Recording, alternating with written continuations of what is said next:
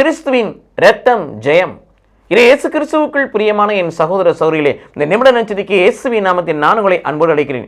இயேசு கிறிஸ்துவின் இரத்தம் ஜெயம். இரத்தத்தினால் நமக்கு ஜெயம், இரத்தத்தினால் நமக்கு வல்லமை, இரத்தத்தினால் நமக்கு வலிமை கிடைக்கிறது. 1 யோவான் 1:7 வாசிக்கிறோம், இயேசு கிறிஸ்துவின் இரத்தம் நம்மை சகல பாவங்களிலிருந்து சுத்திகரிக்கிறது. ரோமர் 5:9 வாசிக்கிறோம், இயேசு கிறிஸ்துவின் இரத்தம் நம்மை கடவுளுக்கு முன்பதாக நேர்மையானாக நீதிமானாய் மாற்றுகிறது. திருவெளிப்பாடு 12:11 வாசிக்கிறோம், ஆட்டுக்குட்டியின் இரத்தத்தாலும் சாட்சியின் வசத்தாலும் அவர்கள் அவனை ஜெயித்தார்கள், பிசாசை ஜெயிக்கின்ற வல்லமை கொடுக்கிறது இயேசு கிறிஸ்துவின் இரத்தம். இயேசு கிறிஸ்து இரத்தம் உங்களை வெளியேறப்பட்ட மகனாய் மகளாய் மாற்றுகிறது. இயேசு கிறிஸ்து இரத்தம் பாவ மன்னிப்பை கொடுக்கிறது. இயேசு கிறிஸ்துவின் இரத்தம் கடவுளோடு ஒப்புரவாக்குறது. இயேசு கிறிஸ்துவின் இரத்தம் நம்மை ஆண்டவருக்கு சொந்தமாக்குறது. இயேசு கிறிஸ்து இரத்தம் புதிய உடன்படிக்கையில் நம்ம இணைக்கிறது. இயேசு கிறிஸ்து இரத்தமே உங்களுக்கு உயிருள்ள பானமாய் மாறுகிறது. நீங்கள் நானும் இயேசு கிறிஸ்து இரத்த கோட்டைகள் மறைக்கப்படுகிறோம். இயேசு கிறிஸ்துனால் அபிஷேகம் செய்யப்படுகிறோம்.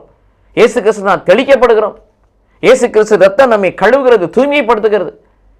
இந்த உலகத்திலிருந்து நம்மை விடுவிப்பதற்கு கடவுள் எடுத்த பெரிய ஆயுதம் தான் சிந்திய இரத்தம். பாவங்கள், சாபங்கள், நோய்கள் எல்லாம் நீங்குவதற்கு இயேசுவின் இரத்தம் காரணமாக இருக்கிறது. ஆன்மா பலன் பெறுவதற்கு, வல்லமை பெறுவதற்கு, வலிமை பெறுவதற்கும் இயேசு கிறிஸ்துவின் இரத்தம் காரணமாக இருக்கிறது. புதிய உடன்படிக்கையில் நாம் இணைந்து ஆண்டவரோடு வாழ்ந்து அப்பா கடவுளை அப்பா தந்து அழைக்கின்ற புத்திர உரிமையை பெற்று தேவனுடைய பிள்ளைகளாய் மாறுவதற்கும் இயேசு கிறிஸ்துவின் இரத்தம் துணையாக இருக்கிறது. ஆகவே இந்த இரத்தம் ஜெயம்தானே. ஆகவே சொல்வோம், இயேசு கிறிஸ்துவின் இரத்தம் ஜெயம். கடவுள் நம்மை ஆசீர்வதிப்பாராக. ஆமென்.